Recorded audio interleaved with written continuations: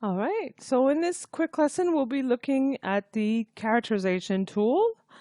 Again, we can get it from the skeleton menu Human IK characterization tool.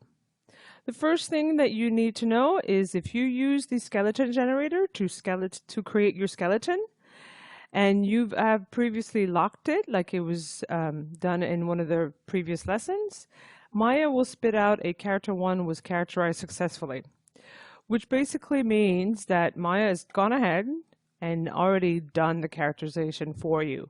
So if this is what you've done in like it was done in a previous lesson, you won't need to worry about this right now.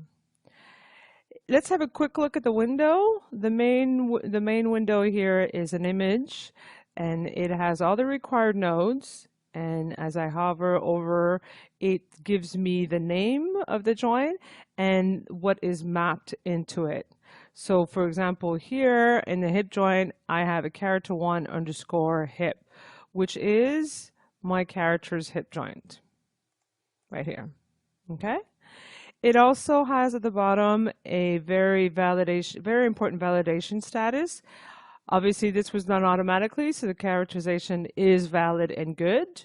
But when we'll be using our own skeleton, like in the next lesson, this is very important. Why? Because Maya will not want to characterize anything if it's not previously valid. I can also tell by the big green dot here.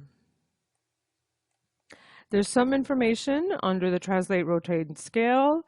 It's not really valid information because this is only being read in from the values.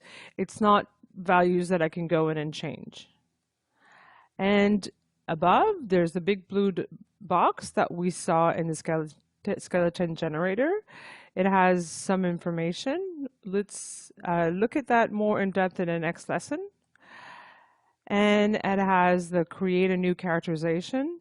It's very important to note here that although it looks the same as this button, this one will not create a skeleton.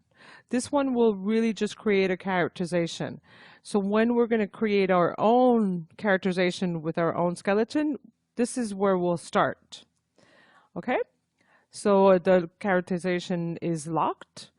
Mirror matching is turned on, and this is where we can configure it.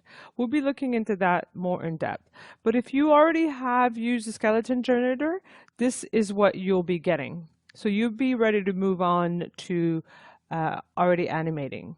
If not, if you've used your own skeleton, we're going to be looking into that in the next lesson.